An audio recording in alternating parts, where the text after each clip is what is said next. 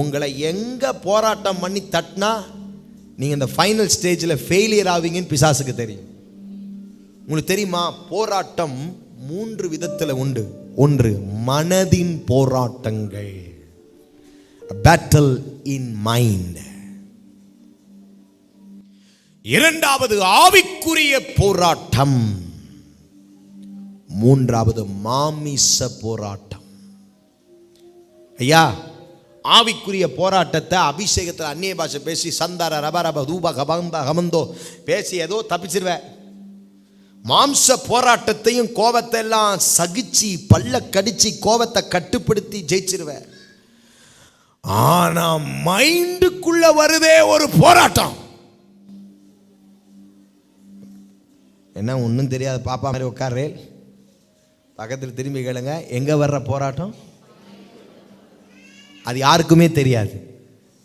இப்ப கூட இங்க உட்கார்ந்துட்டு ஒரு சிலரை நினைச்சு உங்களுக்குள்ள மைண்ட்ல என்ன இருக்கு?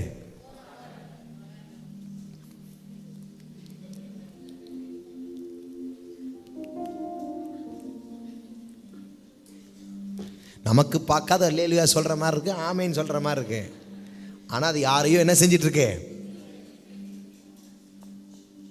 ஒரு போராட்டம் மைண்டுக்குள்ள வருது பார்த்தீங்களா?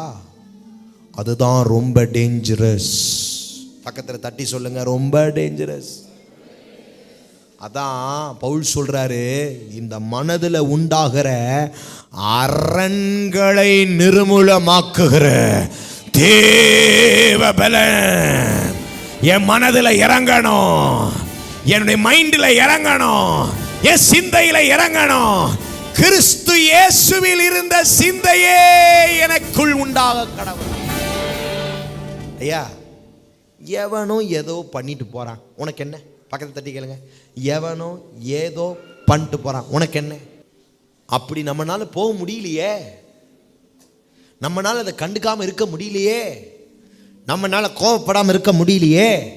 மனதின் போராட்டத்தை கிளப்பிருச்சு நினைச்சுக்கங்க. நீங்க சேர்ச்சுக்கு வருவீங்க, நீங்க உட்காருவீங்க, தேவ மனுஷனோடு பிரைஸ் தி லார்ட் சொல்லுவீங்க.